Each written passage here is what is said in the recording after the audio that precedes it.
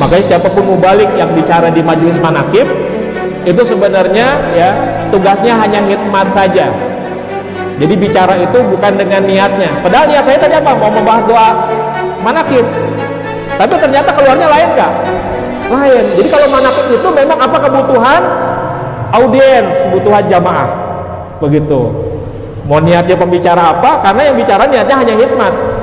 Sama yang mendengarkan juga khidmat. Man hasunat khidmatuhu wajabat karomatuhu. Siapa yang baik khidmatnya maka wajib mendapatkan karomah, kemuliaan. Nah, tadi saya terlanjur, ini membahas tadi jadi wasiat Tuan Syekh ya. Wasiat Tuan Syekh tadi kan sangat panjang, luar biasa. Tapi paling tidak kita paham dulu apa yang disebut dengan wasiat. Arti wasiat itu adalah pesan penting yang kesannya begitu kuatnya di dalam jiwa kita, yang harus kita perhatikan, kita pegang teguh dan kita laksanakan dengan sebenar-benarnya. Itu namanya wasiat. Jadi wasiat itu tidak sekedar dimaknai sebagai pesan kepada orang, pesan dari orang yang akan meninggal dunia. Tidak. Ya. Jadi pesan penting yang begitu kuat pengaruhnya di jiwa kita, yang harus kita perhatikan, kita pegang teguh dan kita laksanakan dengan sungguh-sungguh. Itu namanya wasiat. Karena makanya para khotib-khotib Jumat kan sering menyampaikan wasiat takwa. Bahkan termasuk rukun di dalam khutbah Jumat. Kalau khotib tidak menyampaikan wasiat takwa, maka sholat Jumatnya tidak sah. Ya, maka khotib menyampaikan baik dalam bahasa Indonesia atau bahasa Arab. Kalau menyampaikan dalam bahasa Indonesia misalnya begini, ya, para hadirin sidang Jumat yang berbahagia, sebelum khotib menyampaikan khutbah singkat pada kesempatan Jumat yang mulia ini, perkenankanlah khotib berwasiat kepada diri khotib pribadi dan umumnya kepada para jamaah sekalian. Marilah kita meningkatkan ketakwaan kita kepada Allah. Nah, itu wasiat takwa. Atau beliau menyampaikan dengan bahasa Arab. Faya ibadallah usikum wa iyaya bitaqwallah. Nah, itu wasiat, ya, wasiat takwa. Tapi biasanya jamaah tuh kalau mulai khotib menyampaikan wasiat, apalagi kalau dalam bahasa Arab, ya, tadi faya ibadallah usikum wa iyaya bitaqwallah, maka bagi yang dengar itu bunyinya atau maknanya adalah bismika Allahumma ahya wa amut. Karena pelan-pelan mulai tidur. Apalagi kalau khotibnya cuma baca teks, nggak ngeliat ke jamaah tuh. Pas ngeliat, wah tidur semua ya.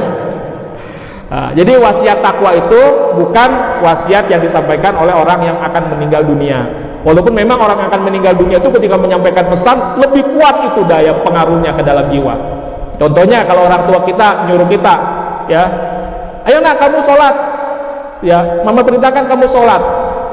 Beda dampaknya dengan ketika orang tua kita posisinya lagi di rumah sakit, udah diinfus, pakai selang oksigen, manggil kita, ketika manggil ngomongnya dengan susah payah. Nah, bapak pesen sama kamu, pokoknya jangan tinggalin sholat. Itu dampaknya beda nggak? Beda. Itu pasti terhujam tuh. Waduh, pesen nih, pesen terakhir nih. Akhirnya orang menganggap wasiat itu dianggap pesan dari orang yang akan meninggal, padahal bukan. Tadi wasiat pesan penting, ya, yang harus kita perhatikan, ya, kita lakukan dengan sungguh-sungguh. Ya, begitu kuat pengaruhnya di jiwa. Itu namanya wasiat. Jadi pesan Tuhan saya itu harus kita perhatikan dengan sungguh-sungguh tadi. Manqobah ke-51. Karena itu yang menyampaikan Sultanul Aulia, orang yang bahkan derajatnya jauh di atas kita. Kalau seandainya pun yang menyampaikan orang yang lebih rendah sekalipun, tetap harus kita perhatikan isinya, kita terima. Contoh Tuan Syekh. Tuan Syekh memang teladan dalam segala hal, termasuk bagaimana teladan ketawaduannya, kebeningan hatinya, kerendahan hatinya. Pernah suatu waktu beliau, ada sebuah kisah yang tidak ada di manqobah kita, ya. Beliau ketika berjalan dengan murid-muridnya dipanggil oleh seorang pemabuk, pemuda pemabuk. Dia memanggil, "Assalamualaikum ya Abdul Qadir," katanya. Ini murid-muridnya geregetan. Ini ada pemuda mabuk manggil guru kita, namanya aja nggak pakai sebutan, ya Syekh, ya Saidi, ya Saidina, begitu ya. Hanya Assalamualaikum ya Abdul Qadir. Wah, ini songong bener nih anak muda mabuk nih. Tapi yang dipanggil nggak tersinggung. Tuan saya malah menghampiri ya dengan santun, dengan tawadunya menjawab, "Waalaikumsalam warahmatullahi wabarakatuh," kata tuan saya. Nah, "Ada apa wahai pemuda?" kata tuan saya.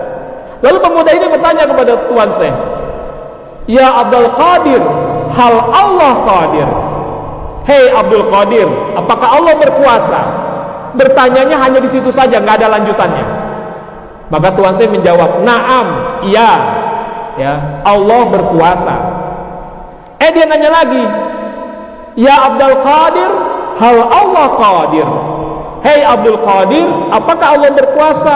Naam, iya, Allah berkuasa. Dia nanya lagi yang ketiga kali, "Ya Abdul Qadir, hal Allah qadir?" Hei Abdul Qadir, apakah Allah berkuasa? Untuk pertanyaan yang ketiga, tuan Syekh gak berani jawab. Tiba-tiba badannya bergetar hebat, gemetar. Lalu air matanya berlinangan, bercucuran air mata tuan Syekh. Dan tuan Syekh langsung bersujud menghadap ke arah kiblat, ya. Mohon ampun kepada Allah, istighfar berulang-ulang. Ini murid-muridnya bingung. Tuan Syekh ditanya oleh pemabuk dengan 3 pertanyaan yang sama, 2 pertanyaan dijawab, 1 pertanyaan malah menyebabkan tuan Syekh sampai sedemikian rupa. Setelah reda tangisnya, tuan Syekh kemudian mengangkat wajahnya dan berkata kepada murid-muridnya, "Wahai anak-anakku, ya, bawalah anak muda ini ke zawiyah kita, ke majelis zikirnya beliau, maksudnya ke zawiyah kita, ya. Mandikan dia, kasih makan, perlakukan dengan baik." Makin bingung ini murid-muridnya, ya. Maka kemudian setelah itu tuan Syekh berkata, ya, ditanya sama murid-muridnya, "Wahai Syekh, kenapa engkau sampai sedemikian rupa memperlakukan dia seperti itu, wahai Syekh?" Maka tuan Syekh menjawab, "Ketika dia bertanya padaku, 'Ya Abdul Qadir, hai Abdul Qadir, ya, apakah Allah berkuasa?' Maka di dalam sirku, di dalam diriku, pertanyaannya adalah, 'Hai Abdul Qadir, apakah Allah berkuasa menjadikan aku yang pelaku maksiat ini, yang pemabuk ini, detik ini juga bertobat kepada Allah?'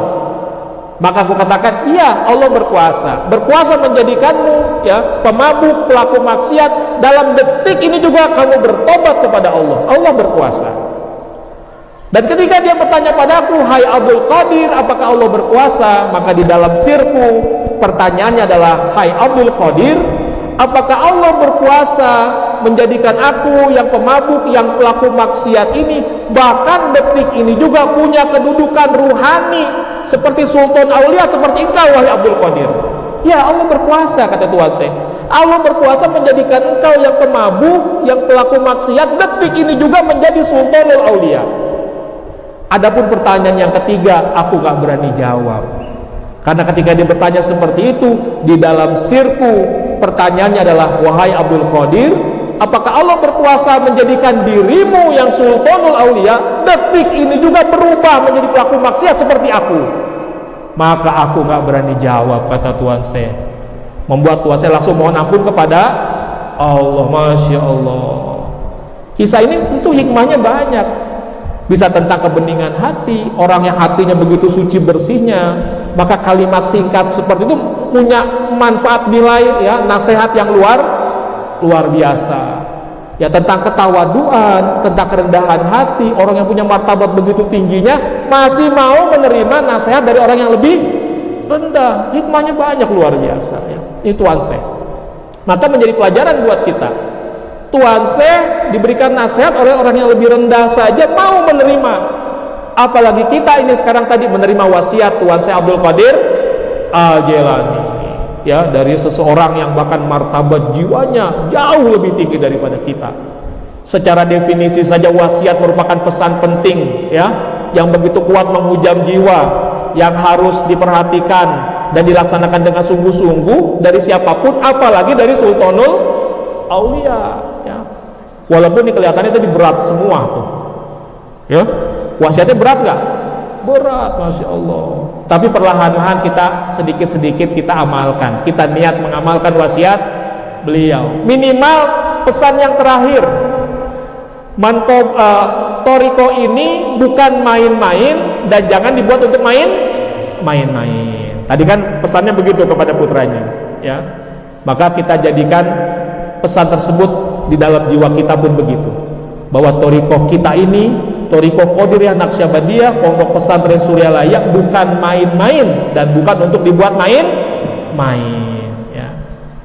Apa batasannya kita tidak bermain-main dengan thariqah ini? Maka batasannya adalah jangan menerabas batasan-batasan minimal yang sudah ditetapkan oleh Pangersa Abah. Kita punya 3 wazifah minimal ya. Ada zikir harian. Dalam zikir harian kita dibimbingkan oleh Pangersa Abah, dalam satu hari kita minimal zikirnya 165 dikali 5 karena ba'da sholat fardu itu minimal ya. Walaupun bagi yang sudah doyan bisa dikali 9. Kenapa? Ada sholat sunnah isyraq, ada sholat sunat duha, ada sholat sunat sebelum tidur, ada sholat sunat ketika qiyamul lail. Ada berapa waktu jadinya? 9 ya, dengan 5 waktu tadi ditambah 4 tadi waktu-waktu sholat sunnah. Tapi minimal 5 kali 165 dalam satu hari, jangan kurang. Minimal zikir kita 825 hitungan. Kalau seandainya ibu lagi sibuk bu waktu zuhur, zikirnya 3, ada arisan misalnya ya, kemudian asar ada kegiatan lain, pengajian ya, pengajiannya majelisnya umum, nggak sempat zikir, rombongan rame-rame, zikirnya 3 lagi. Maka ketika di rumah, ketika maghrib ya, harus diperbanyak zikir maghribnya, 165 dikali 3 untuk membayar yang zuhur, yang asar. Kalau maghrib nggak bisa juga, bayarnya di isya dikali 4 begitu ya. Jadi guru sudah memberikan keringanan. Kalau sibuk kita boleh zikir 3 kali, tapi jangan diterabas batasan minimalnya ya. Tetap hitungan zikir dalam satu hari satu malam minimal 825. Tapi cara menebusnya, membayarnya untuk yang ke belakang, nggak bisa untuk inden yang ke depan. Misalnya gini, kita sengaja nih zikir subuh 1000, zikir 1000 ntar johor sama asar nggak mau zikir, nggak berlaku inden duluan atau deposit duluan, nggak berlaku ya. Itu berlakunya kalau zikir subuh buat bayar yang kemarin, isya maghrib sebelumnya. Nggak bisa kita pakai niat, sekarang zikir subuh tadi 1000 sengaja, ntar johor gue males nih gitu ya. Nah, nggak bisa diniatin begitu, tetap terhutang ya. Jadi minimal 165 dikali 5, 825. Kalau kita sering-sering nerabas, namanya kita main-main dengan thariqah ini ya. Kemudian wazifah yang berikutnya zikir pekanan, zikir mingguan, namanya hataman. Hataman itu di Suralaya tradisi awalnya adalah dilakukan hari Senin dan Kamis ba'da asar ya. Tapi kemudian ada tambahan juga, maghrib ketika masa itu Pangersa Abah habis melakukan zikir maghrib, kemudian sholat sunnah, Abah masuk ke ruang kholwat sambil pesan kepada para santri, kata Abah, ngaji. Maka para santri kemudian ngaji. Sementara ada ajengan Umar Darowi ya, sengaja itikaf di menunggu isya, beliau mengamalkan hataman. Akhirnya banyak sesepuh-sesepuh yang ikut hataman jamaah nih sama ajengan Umar Darowi. Abah tahu dan Abah membiarkan.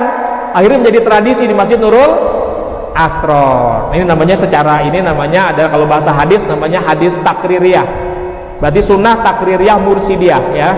Jadi Abah membiarkan menjadi tradisi, tapi yang memulainya bukan atas instruksi Pangersa Abah. Ini yang maghrib. Adapun yang isya tahun 2003 terjadi perang Irak. Abah mengeluarkan maklumat sholat sunat lidafil bala, ditambahkan setelah itu melakukan hataman. Nah, ini kalau sunnah namanya sunnah kauliyah ya, ada perintahnya. Maka inilah latar belakangnya mengapa ada amalan kita hataman ba'da maghrib ba'da isya. Jadi kalau yang udah doyan itu bisa minimal sehari 2 kali, tapi batas minimalnya tetap 1 minggu hanya 1 kali. Jadi seandainya kelewat karena nggak sengaja ya, baik yang maghrib maupun isya ya, nggak perlu galau-galau juga, kecuali kalau mulai dalam 1 pekan itu hilang nih satu sama sekali enggak, nah, itu artinya kita main-main dengan thariqah. Itu batasan minimal. Termasuk manakib minimal 1 bulan 1 kali. Maka upayakan jadwal manakib, jangan sampai dalam 1 bulan enggak manakib. Kalau sudah 29 hari, nyaris berganti hari, nggak sempat juga ketemu jadwal, maka agar terpenuhi kewajiban manakib, silakan manakib bareng keluarga. Ternyata keluarga juga belum IWTQN nih. Kita sendirian di rumah kita, amalkan walaupun sendirian. Ya, majelis doa, baca Fatihah sendiri, baca Quran sendiri, tanbih sendiri, tawasul sendiri, manqobah sendiri. Mau ceramah sendiri juga boleh, silakan. Ceramah sendiri, ya. Tapi sufi zaman dulu sering berceramah sendiri kepada dirinya. Hai diriku, engkau begitu malasnya ibadah, padahal dosamu begitu banyaknya, nggak sadar juga. Bertobatlah wahai diriku. Hai diriku, ajal sudah di depan mata, masih juga maksiat. Sadarlah wahai diriku. Nah, itu sufi zaman dulu begitu. Kalau mau niru silakan, tapi jangan di depan orang. Don't try this at home. Kata orang kan gila tuh belajar tarekat gitu, ya. Itu jadi intinya pesannya begitu, ya. Nah, sudah menjelang zuhur, artinya ini pesan dari wasiat, ya, bahwa thariqah ini bukan main-main, jangan dibuat main-main. Maka zikir minimal 165 dikali 5. Kemudian hataman minimal 1 minggu 1 kali. Kemudian manakib minimal 1 bulan 1 kali. Mudah-mudahan walaupun ini dalam kadar-kadar minimal, kita tetap tercatat menjadi murid pangersa Abah. Syukur-syukur lebih banyak mengamalkan lebih baik. Berarti menjadi murid yang dibanggakan oleh guru, bukan murid yang ngerepotin guru.